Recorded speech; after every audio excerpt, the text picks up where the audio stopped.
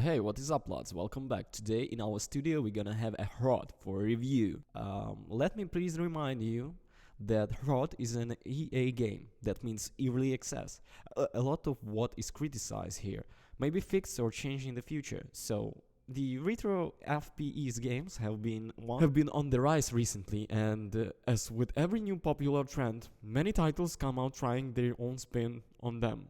Rod attempts to remix the old school aesthetics and gameplay with the Soviet post-apocalyptic themes. Does it succeed? Right off the bat, Rod starts with the any fuzzy breezy introductions. No boring hand-holding tutorials, no flashy cutscenes telling you how to feel, and no over-charismatic character voicing every action. Actually, no one speaks at all. You'll have to discover the mechanics of the world by playing, exploring, and experimenting with it, which makes the experience all that more immersive. I'm running from a giant gas mask wearing horse that leaps over the small buildings, only to round a corner and be ambushed by giant statued heads that fire bullets at me. The statued heads bleeds when I shoot them. Mere minutes later, shrunken, the humanoids hold me through the sewers, blasting shotguns at any sign of movement. Blood-sucking spiders are soon to follow, eager to drain my dry as I threw grenades at them in a fury. And I'm having a blast every second. This is Rod, a one-man developed game in a custom game engine that lovingly recapitulates the flow of the Half-Life and the over nature of Metro 2033 and the tight level of design Quake. You play as a lone Czech soldier trying to protect your homeland as it invaded by technological monsters. It becomes fast apparent that Ravenous Dogs and Reality's Riftman are the least of your content as you dive deeper into Hrod's surreal, Orwellian world of Czechoslovakia. Hrod captures a perfectly depressing air, everything saturated in a hues of brown and pale, sticky white. The smoke overhead blows out of the sun, and your opponents are just as sickly wheezing, hissing, and grumbling as they menace you. The weapons you wield are powerful but crud, shaking and clattering like mass-manufactured knockoffs. Health packs are milk rotation packets. Brutalist razor-sharp blocks. Architecture surrounds you like a mausoleum that might swallow you whole every fucking time. And every time you unlock a new area in the interweaving maze. In gameplay terms, it feels very much like Dust, the outstanding retro FPS from the late 2018.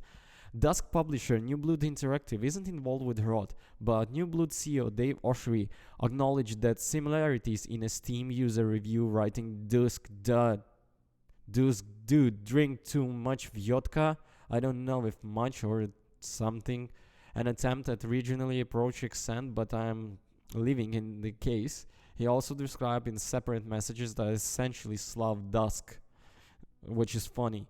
The initial early access release includes one episode called Kiss Me Gustav, with 8 levels, 9 weapons, 17 enemies, the boss fights, and it is expected to be out of in 9 or 18 months, the release of the full version.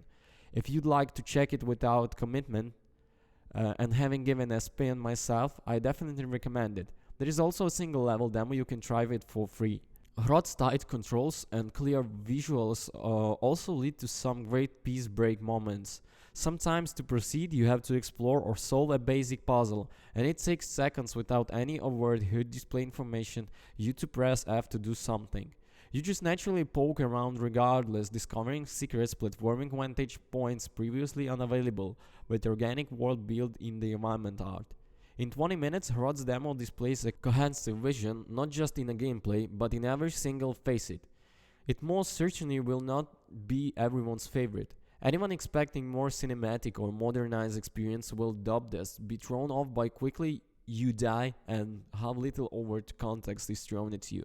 In my opinion, that's exactly fantastic. Creating something meaningful often means narrowing your focus, and Hrod has to a T. There is no attempt at the over 90s mechanism or over to the top area shooter elements. Hrod isn't simply trying to make Quake badass, it's a Cold War dystopian FPS with a horrific atmosphere to spare and a fistful of frags.